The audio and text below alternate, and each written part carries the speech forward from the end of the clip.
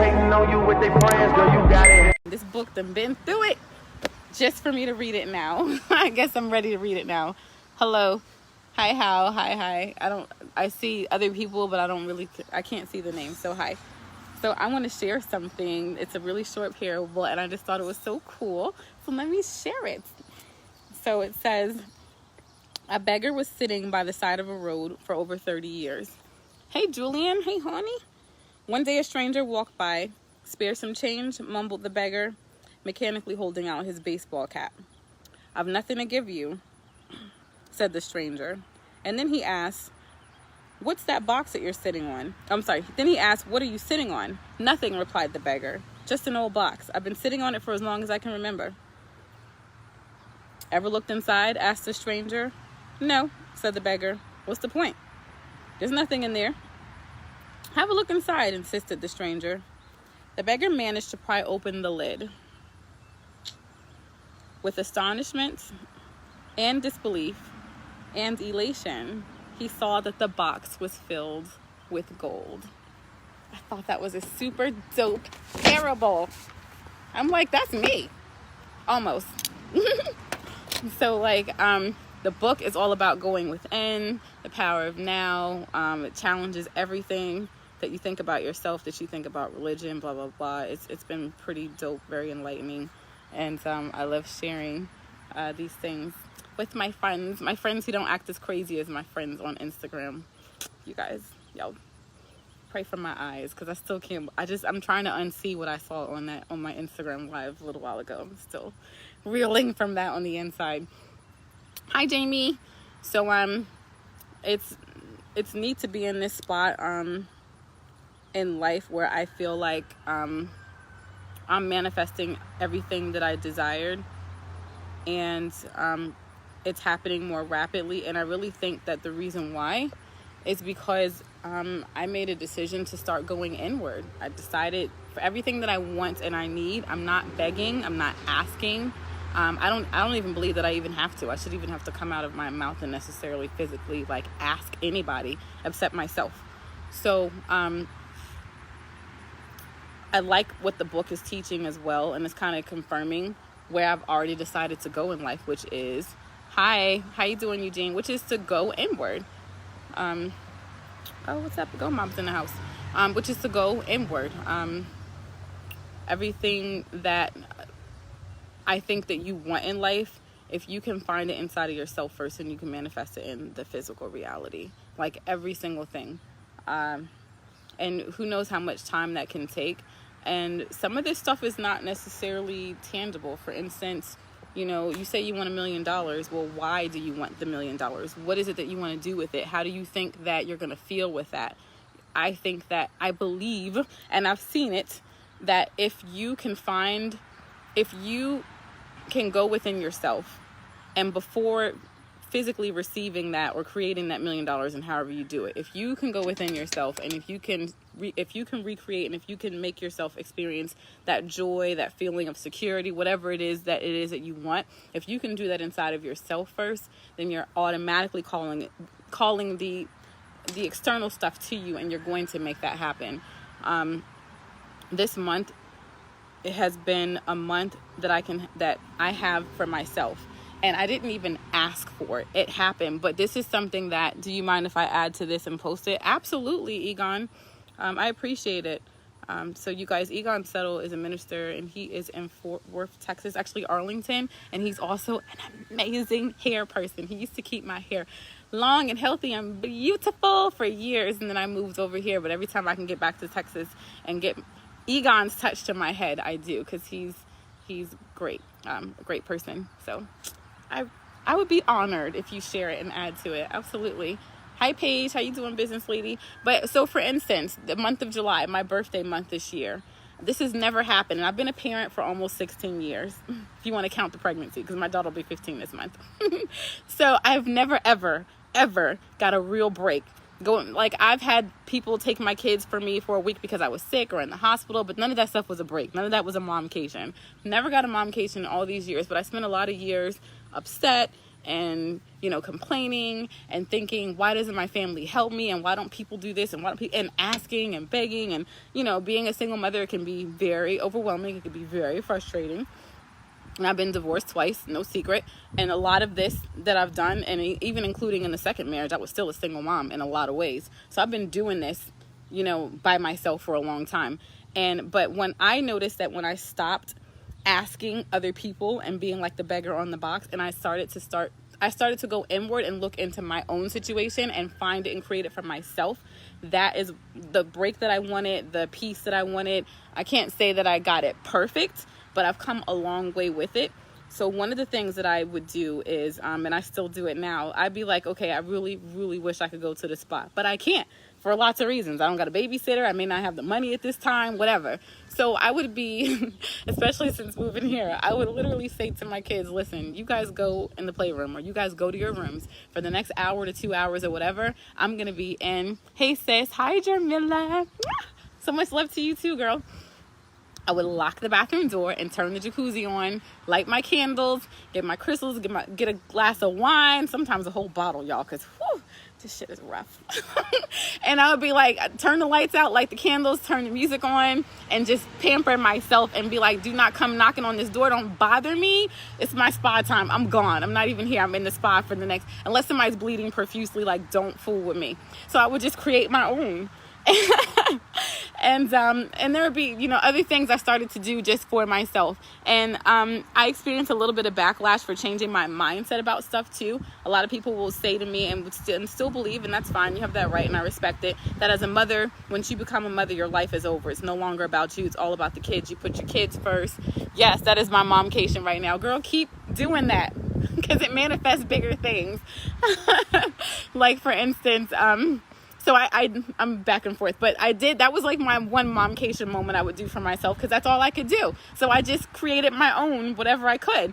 But then it turned into doing that to people like, you know, emailing me and saying, hey, I see what you're doing. I think you're an incredible mom. I see you shining. I just want to send you some love. I kid you not. Here's a voucher to go to the spa. Here's this, here's that. My baby brother was actually one of them that did that for me the other day. Recently, he was like, listen, go to the 24-hour spa. I'm gonna watch the kids for you while you're here, and you and my wife go and just enjoy a great night. Like, I started giving myself whatever I could, and then the universe responded, and not just in that way, but that's just one example. So I would anyway, people would say to me, you know, meaning well, that as a parent, it's not about you anymore. You put your kids above yourself, and your life doesn't matter. Your goals and dreams don't matter. You're happy. None of that matters. All that matters is that you're a parent now, so you put them first. I don't believe that. I changed all of that. And, you know, I still get a whole lot of backlash for that, and that's okay. My new truth and what I subscribe to is my life is not over. Just like, what's the first thing you hear when you get on an airplane? They tell you put your own gas mask on first. And my mother would tell me this for years. And I appreciate her saying this to me, you know, a lot. You take care of yourself first. So as a mother, my life is not over. My life has definitely been enhanced and changed. My goals and dreams aren't over. If anything, my goals and dreams and my vibe and my passion about what I want to do in life, now I've got 4 reasons to do it even harder because they're watching and I want them to do the same thing. I put myself first. I take care of myself first. I fill my glass first because I can't give my kids anything. I can't give them anything good. And I gave them a lot of frustration and tears and screams and cusses because I was totally allowing myself to be depleted as a single mother and putting everything else first except for me. And I was abusing myself, which I believe invited some forms of external abuse, and which a lot of you that know me well know that I did go through physical abuse at the hands of my last partner, and that almost cost me my life. I'm not saying that I invited it literally. I definitely didn't deserve it. But maybe that was manifested because the way that you treat yourself, the world around you is going to treat you the way you treat yourself. So anyway, once I started to change and treat myself well with whatever it is I had, like the stranger said, you're begging for something. Did you even look inside this box you're sitting on? It was full of gold. Like everything I needed, even now, everything I need is inside of myself. I don't ask for anybody else to make me happy, to do anything for me. I don't care if all I got is $100, 75 left in my bank account, whatever. Like, my source doesn't come from, my source of fulfillment, my source of my feeling of wealth and happiness and well-being. Such a good lesson. Love you for sharing this. It doesn't come from any of that stuff anymore. I went shopping with my sister yesterday in Atlantic City. Of course, you know, safe. And it was great. But the part that I loved the most out of being with my sister in Atlantic City for 2 days was the fact that we were sitting on the beach, enjoying all these beautiful families, enjoying each other's vibe and essence. She was taking a nap. I was reading. And that didn't cost us anything. We sat down on the beach and we were there for hours and just taking each other's presence in, enjoying being able to be with each other. That I left the shopping center yesterday with, oh my God, like, it was way too many bags, like more bags than I usually shop online. But I mean, more bags than I could handle on my own, I left with. And that was cool. But I didn't feel, I don't find a sense of fulfillment from all that shopping and these brand names and all this. I don't need any of that stuff to make me feel validated or like I'm an amazing mother or an amazing person because I bought these shoes with the gum soles, whatever, for my kids, and I did this and I did that. That stuff is a reflection of me. I am not a reflection of it. And I think that when you look at materialism and material things from that way as well, you can manifest on a different level as well. I'm not loyal to any brand. I could care less about carrying a Gucci purse, which I have one, whatever. And other names that are, I guess, more valuable. I don't even know what's the most valuable stuff, brands and all that stuff. But the point is, any of that stuff that I do when I go and I buy and I wear, it is a reflection of my fly that I already have inside of me because I am amazing. So it doesn't make me, I make it. So I think that when you come to the table with already being wealthy here and here, already being happy and already being fulfilled and not needing anything, when you come to the table that way, when you come to the store that way, when you go into a job interview, when you come to, you know, the love scene, or, you know, this, the entanglement scene, if that's what you want, you know, whatever, wherever you at with the whole, you know, love situation. I think that when you show up like that, when you show up already powerful, already fulfilled, already whole, you don't need anything. And that's even a biblical, like, principle. And I'll go back and find the scripture for you Bible readers and I will post it. But there's a scripture that speaks about how, if you already have, more will be given to you. And if you don't have, you know, that gets taken away from you as well, because it's a mentality. You know, you can have I don't even know, like, what's a vehicle? I guess like a Mercedes SUV or something. I don't know. You can have that stuff, and you can have the most expensive purses, and you can have name brand from head to toe, and the most expensive cologne, hair done every week, blah, blah, blah, and be the most fucking miserable person on the face of the earth. I've worked with them. I've performed with them. I've done commercials with them. I see them on a semi-regular basis now that are just so miserable. And a lot of them are taking themselves out left and right. It's really, really sad. I'm not saying that money is bad. I would love to have more of it. I believe I will. I keep attracting it in different ways. But it is not the source. It's not the source. You are the source. And it's important to spend time with yourself. You know, more money is just going to make you more of whatever the heck you are anyway. So if you're a shitty person, if you're a sucky person, if you are a person that's super depressed and down on yourself and you have no self-esteem, that money is just going to turn you into a monster. You think it's going to make you better. So whatever budget and whatever you're working with in life now, you got to get that shit straight. You got to get your shit straight where you are now in order to successfully, yes, exactly. Happiness is an inside job. You have to be able to work out your inner stuff. If you want to be able to move beyond where you are in a way that is healthy, in a way that is fulfilling, that's peaceful, and that's functional. Obviously, you can create money for yourself in any kind of way, but something that can never be taken from me. I don't care who offers me the next big opportunity in life and whatever else. something that can never ever be taken from me ever again, that because I'm not going to give it up and I didn't get it from anybody, is my source of fulfillment. Oh, that's fun. So that's it. That's really it. I'm done with my sermon for the day. Just wanted to share. Every year around my birthday, I make decisions and I do things that are like total life-changing decisions for me. And I always give myself some big like push gift for the next year of my life. And so last year, it was moving. It was deciding to move from Oklahoma to New Jersey and to leave literally everything from my past that made me feel like shit and that didn't feel good. Everything and everyone, deciding to leave it in the dust as I drove. And I drove across country nonstop. Me and three out of 4 of my babies, I flew the oldest one in and just decided, it's time to go. It's time to bust a move. So every year I do something major. So this year for my birthday, I would say that my biggest gift to myself is I feel like coming to the realization that all the work that I've been putting in from 2014 to 20 now, when it comes to the law of attraction, when it comes to manifesting, when it comes to me looking at religion from a place, from a more objective space, from me trying and failing to meditate, to pray, to come out of this lower vibrational space. It took years. And I feel like now, obviously we've never arrived, then we'd be dead. You grow or die. So I haven't arrived, but I would say that this year, my biggest gift to myself is bringing myself to a space of, like, when somebody asks me, what do I bring to the table? Now I'd be like, what do you mean, what do I bring to the table? I bought the table. I am the table. What?